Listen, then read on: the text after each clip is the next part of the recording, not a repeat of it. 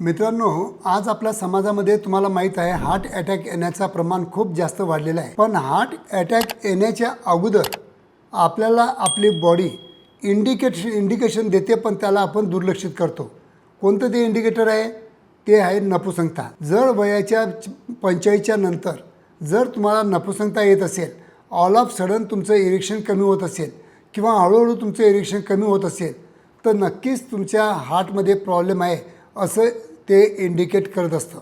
पण त्याच्याकडे आपण दुर्लक्ष करतो। म्हणून नपुसंकता जर तुम्हाला आल्याबरोबर तुम्हाला पूर्ण कार्डियक चेकअप करणं अत्यंत गरजेचं आणि मॅन्डेटरी असतं, हे मी तुम्हाला ह्या व्हिडिओद्वारा सांगत आहे। कारण की बरेच माझ्याकडे पेशंट येतात, त्या लोकांना मी सांगतो की तुला आता नपुसंकता आलेली आहे, तू जर ह्या गोष्टी आता केल्या नाही, बरोबर व्यायाम केला नाही, बरोबर जेवण केलं नाही, बरोबर आहार घेतला नाही, सगळ्या गोष्टी बरोबर प्रॉपर केल्या नाही, तर 2 वर्षानंतर तुझे अँजिओप्लास्टी नाही तर बायपास होणार आहे, हे मी त्याला नक्कीच सांगत असतो। कारण की हे माझ्या 40 वर्षाच्या अनुभवातून मला समजून चुकलं की हार्ट अटॅक येण्याच्या अगोदर आपल्याला नपुसंकता येते।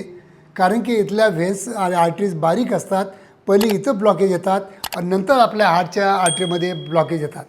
तर मित्रांनो, जर तुम्हाला नपुसंकता आली असेल तर बिलकुल दुर्लक्ष करू नका, ताबडतोब आपली कार्डियक तपासणी पूर्ण करून घ्या।